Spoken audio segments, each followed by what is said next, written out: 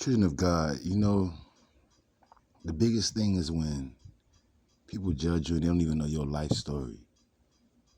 Like, I know this world is full of hating people and abusive men, but you can't judge every man for that, because if I tell you my story, a lot of people will walk with their head down because, I'm not saying I'm like pure as an angel and I don't have negative thoughts, but I don't do things to others. Nobody never took time to ask me, do I know the Bible in and out? Or nobody ever asked me, did I have Bible study or street ministries? Nobody never asked me. Nobody never asked me why I always was trying to find righteousness, because the Most High was the only father I ever had. Yes, I have a flesh father, you know, and he wasn't around. He didn't raise me, so I always looked for some guidance, and my guidance was God. And then it just break my heart how they feel like they got this light only on them and God only see them. But straight up, most of my life was of God. Most of my life.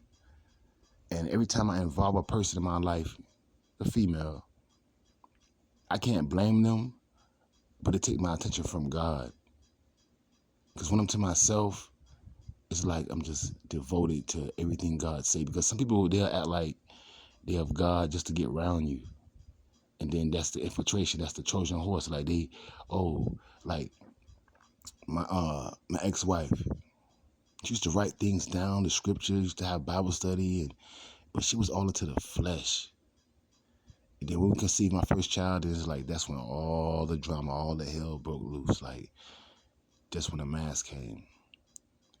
Then my children's mother of 5, I haven't seen my kids in 2 years, but I waited on her hand and foot, treated her like a queen, even called her a queen, And when she first met me, she was writing things down, and she told her mom, "Oh, he's righteous and this is and that." But first child, I guess they feel like they got you locked down, and they throw you off course. But you can't blame them. But you have to be stronger than that. But I'm just telling you, like, I always was seeking guidance from God. I was raised in the Baptist church. My grandmother, I was one of her favorites, and I was to get up in the church and just to see her smile, sing, "Yes, Jesus loved me." Like, my grandmother is like 11 one of 11 sisters, and they had like a church choir group. She made the choir robes, wedding dresses, and I'm from like a strong faith family, big family. And it just bothered me how people just feel like, because they go to church a couple of days or they just got saved 4 or 5 years ago. But God been walking with me all my life, even in my darkest times. And you get around these people who just feel like they could throw stones. They're not even strong enough to throw the stones, because they know how much I know about God and how much God deal with me, how God even used them to help me on my path, they would be quiet. So like I said, man, I know this world is full of hateful people, but there's a lot of good people out here. And you can't be judging a book by its cover. You don't know what a person been through. You don't know how God deal with them. So they just be wrong all the time. They think you faking the funk like they fake the funk. They just fake it. They fake it all the time.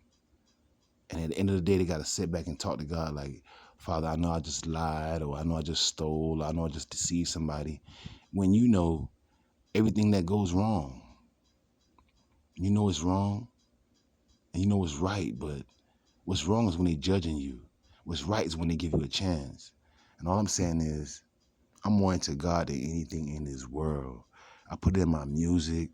I put it in my heart. I taught my kids how to pray.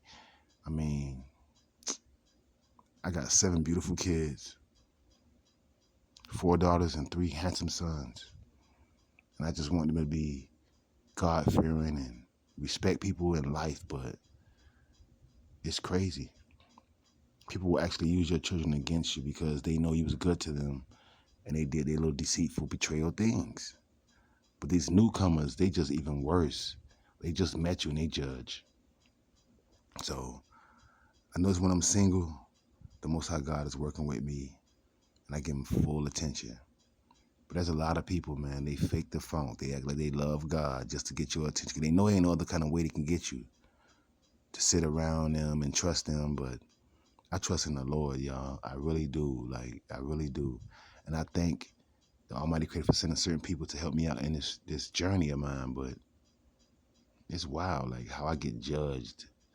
I'm sorry, I'm not like the men in your family or the men you met, you had encounters with, sons, fathers, husbands, cousins, whatever title man could be. I'm sorry that you went through that, but don't judge me. I truly love God, and to be honest, I truly love you. And that's how it is. Sugarcoat nothing. I do not fake the funk.